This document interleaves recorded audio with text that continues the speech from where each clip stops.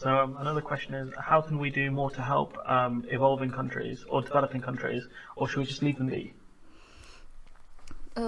As I mentioned, there are two ways, good and bad side, anywhere. Good side, if there is a natural cataclysm or like disaster, to go and help internationally, it's good because the country might not be able to the shock. For example, we can take a developed country that was hit, Fukushima in Japan. A lot of international intervention, and I think it was very welcomed. And in this way, countries have to sustain each other. But when it comes to, let's say, social change or cultural changes, even economical changes,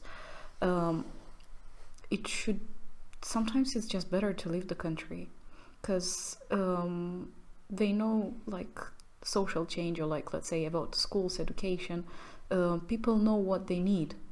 So if it comes in form of a grant, it's fine because you're going to actually help.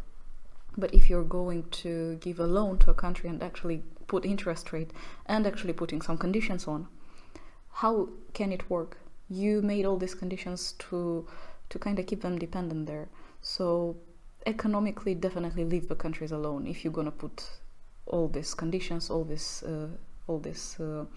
interest rates, because it's impossible for a country to give the money back, as we see now. Still the issue with Ireland, still issue with Greece. Yeah, there are still problems with Ireland, aren't there? That's kind of the thing no one talks about because people just don't talk about it. Like Ireland had really big problems not long ago, a good few years ago, wasn't it? 5 or 6, I think.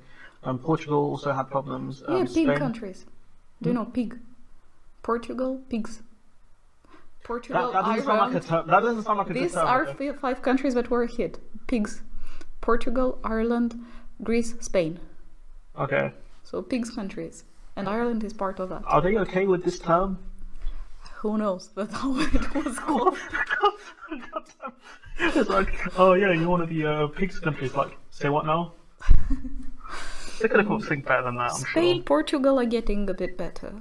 Yeah, but Spain does have problems with Catalan independence. Yeah, Catalonia, but it's another topic. That is for another day.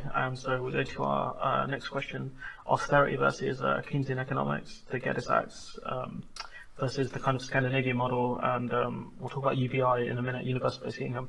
But basically, the Geddes Acts, from what I remember Graham talking about it, which was basically like the British government would only spend what it got in the last year through tax receipts.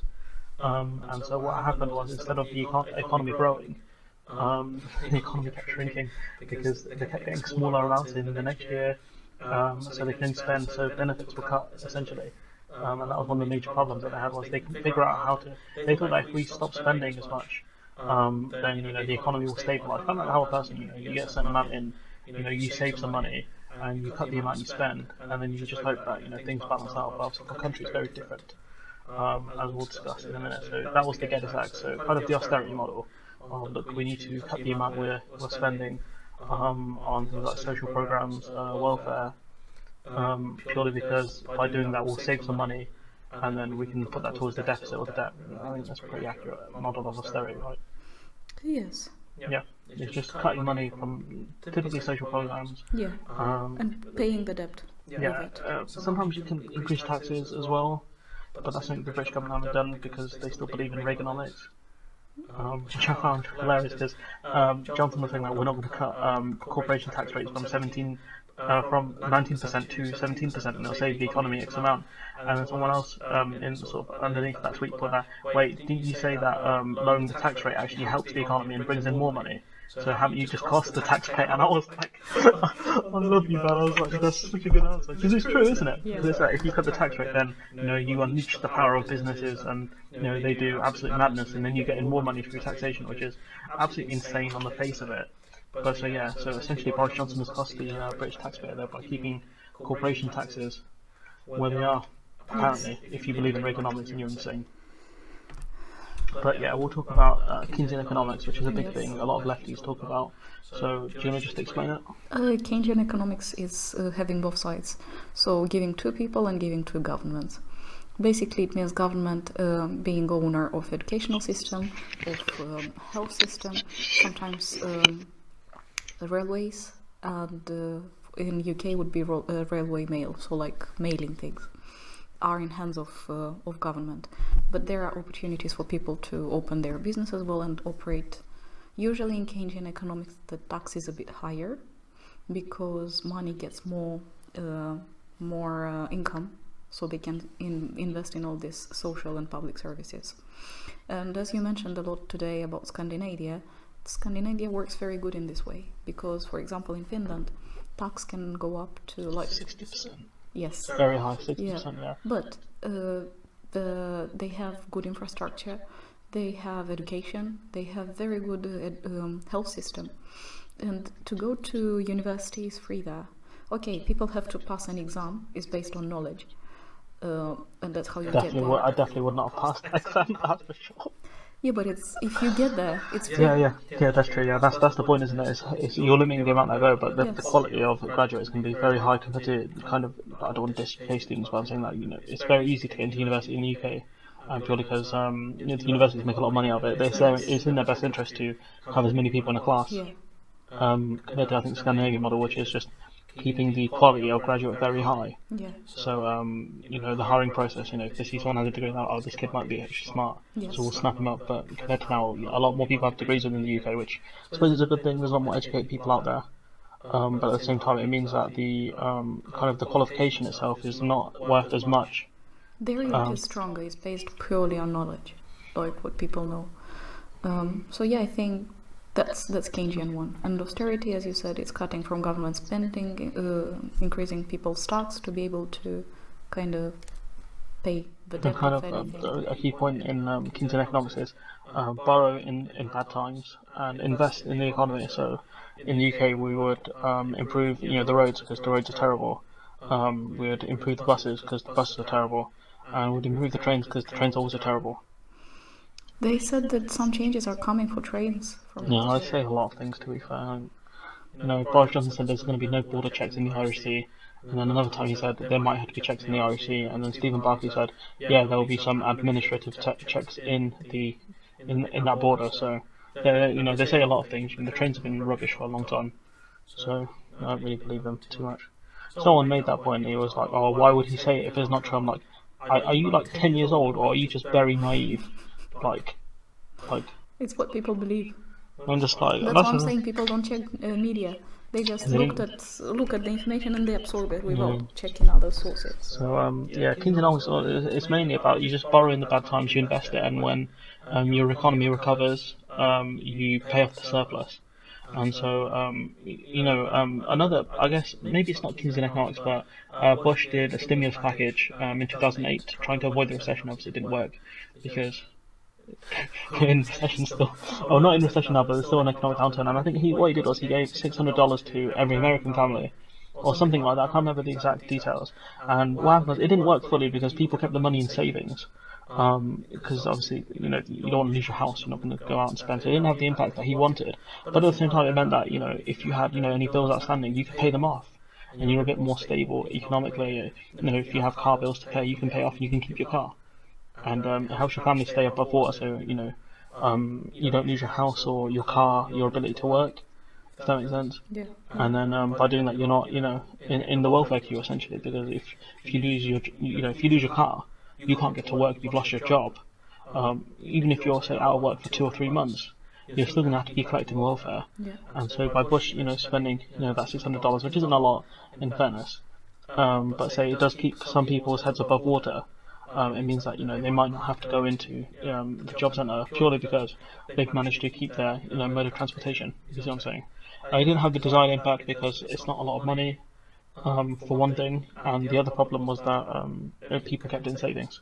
So maybe there's a different way he could have given out the money, anything like a voucher system or something where you have to redeem it or something. But then you have the problem with a voucher being looked down upon. But if everyone has one, it's not as looked down upon. So we talk about universal basic income quickly. So there's a guy in America called Andrew Yang. He was a big proponent of it. And any issue anyone said to him was like, oh yeah, UBI. It's so funny, trust me. And so the point of universal basic income is that every month you'll give everyone in the country, regardless of how rich or poor they are, a set amount of money. Yes. So that's where the universal bit comes in. So everyone gets it, even if you're me or if you're Richard Branson, a millionaire. And so the point of that is that it means that people can. You don't have to work as hard for one thing, so you might be able to spend more time with your family, or you may work part time instead of full time, and you pick up a class. You go back to college, or maybe you go to university. Who knows? You have options now because now you're not as poor as you were, if that makes sense. Yeah, you got the universal basic You got income. that big UBI. So, what are your thoughts on it? Because obviously, automation is happening. Robots taking over jobs. See in Tesco's, there's less cashiers. There's all those machines because they have typically one cashier between about like 10 machines or something like that, or 6 machines, 7 machines. Like in Tesco's Express, there's what Yes. 6 machines and one person, right? Yes, usually like that now. So instead of say you having 2 or 3 cashiers, you have one. So what do you think about UBI as a concept? Do you think it's too early for that now, or what do you think about it? I don't know, it depends. It can put off some many people, but also it's a guarantee for the others. So let's say with a bright side, technology, one thing, if there is a crisis and many jobs are going to be lost, the UBI definitely will be cut a bit, but still you will be assured that you will get some kind of income. And as you said, it gives more wish for people to go and invest in something, either in education, either buy some other things, again boosting up the economy. On the other side, it might put some people off because someone might not work at all, stay home and get the same income. Other people, they might work part-time, maybe they work on 0-hour contract and there is not enough jobs. It's pretty hard to get a job, to be honest, these days. Yes, anyway. that's what you're telling me, man. And try to imagine that you work part-time anywhere, you're getting some income and you're getting this UBI, which will help for sure. And it will put off because you will see like, okay, why do I have to work then? They're gonna pay me. Why someone that is home gets money? And again, I think it can, if it's like that for generations and people don't work, it's creating a kind of, how to say, so if I see that my mom didn't work, my kid would see that I don't work, so it will create a generation. But at the same time, like UBI, when Yang was talking about, he was saying it'd be $1,000 a month. And so, say in England it was say £200 a month. It's not a lot. You can't live off £200 a month. But it means that maybe you can buy a few more things that maybe you can be like me and go on Amazon and buy random things or whatever it is that you wanted to do. You know what I'm saying? Like UBI, if you do it like that, if you give people thousands of pounds a month, where people don't have an incentive to work. But I think his point was that it's not enough to live off, but it is enough where you can use the money for whatever you need to do, college or it's a support. As a support mechanism, yeah, not as as an alternative to working. So don't want to straw man Yang because he has a lot of fans on the internet. I don't want to get that hate, don't want it. But his point is that it's going to help people out. But in this point of time, I think UBI is not very appropriate yet because until the robots take over. Not robots. We're in austerity. Where will you get the money for that? So you can do it through taxation and other means, because taxes are already high, and people get. In the UK they are high, but like you can still there's still a lot left on the table. If that makes sense. Like you still have obviously the big tax avoiders. There's a lot of money there. And so if it does help stabilise the economy, if people obviously put that money in the hands of poorer people, that can help bring up the economy, because then the people that typically don't have too much to spend have a bit more money now. So it's like the argument of Reaganomics. It's like if you give rich guys more money, they're going to go out and build more businesses or buy another mansion or something like that. But like I think one of the things I said too was a few weeks ago was that if you give another £1 million to Jeff Bezos, what's he going to do? He's got 4 mansions, I think, already. Is he going to buy a 5th one? Most likely. I don't think he would, because he's got enough money to build a 5th one now. He has enough money to, I think, eradicate poverty, and he'd still be a billionaire. Do you see what I'm saying? I think he has enough money to home. I think all the homeless people in America, he'd still have billions. So giving him £1 million is chump change.